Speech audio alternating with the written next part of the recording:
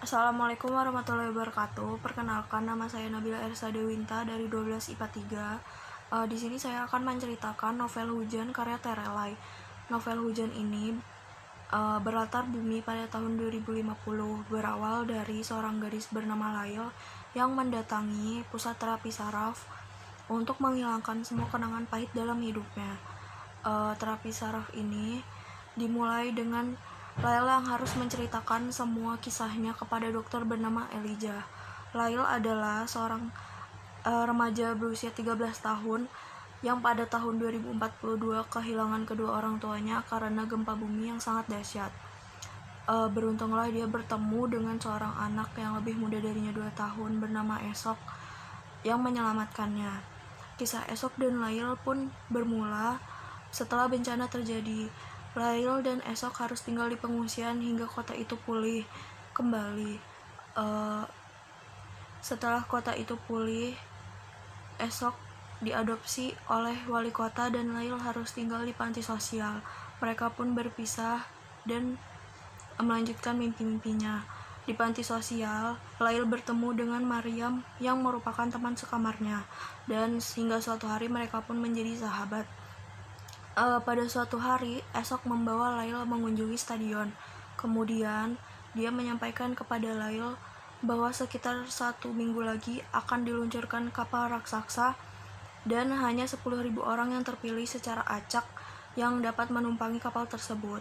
Esok mendapatkan 2 tiket, namun wali kota meminta Lail untuk berbicara kepada Esok agar Esok memberikan tiketnya kepada anaknya yang bernama Claudia.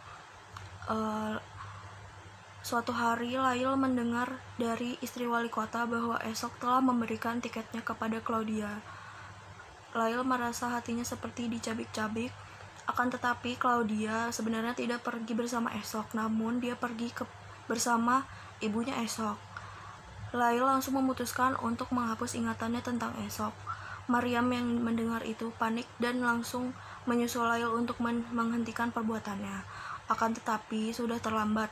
Lail sudah melakukan terapinya. Elijah menjelaskan sekali lagi kepada Lail bahwa melupakan bukanlah masalah, tapi menerimanya.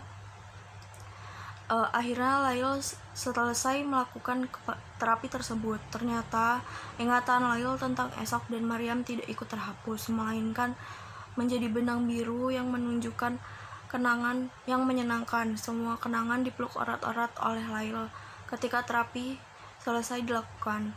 1 bulan kemudian, Esok dan Lail menikah di tengah teriknya matahari. Esok berjanji kepada Lail kalau tidak akan meninggalkannya lagi. Sekian dari saya, kurang lebihnya mohon maaf. Wassalamualaikum warahmatullahi wabarakatuh.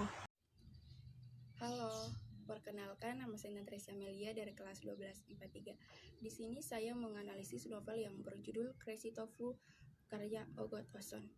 Cinta harus dikejar, begitulah yang dialami oleh Tofu saat merasakan jatuh cinta. Perasaan takut kehilangan semakin menjadi, apalagi Makassar Yogyakarta bukan jarak yang dekat.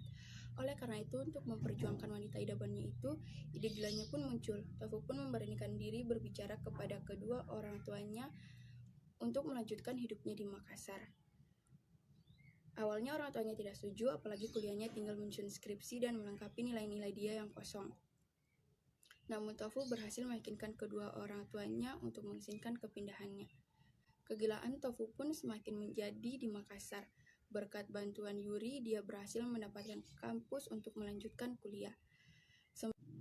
Sembari menyusun skripsi, ide untuk menjadi seorang entrepreneur dituangkan Tofu dengan menjual tahu aneka rasa. Yuri pun senantiasa mendampinginya. Dia merasa perempuan yang amat beruntung mengenal seorang Tofu yang diharapkan menjadi pelabuhan cinta terakhirnya. Jadilah mereka berdua mendirikan bisnis yang diberi nama Crazy Tofu.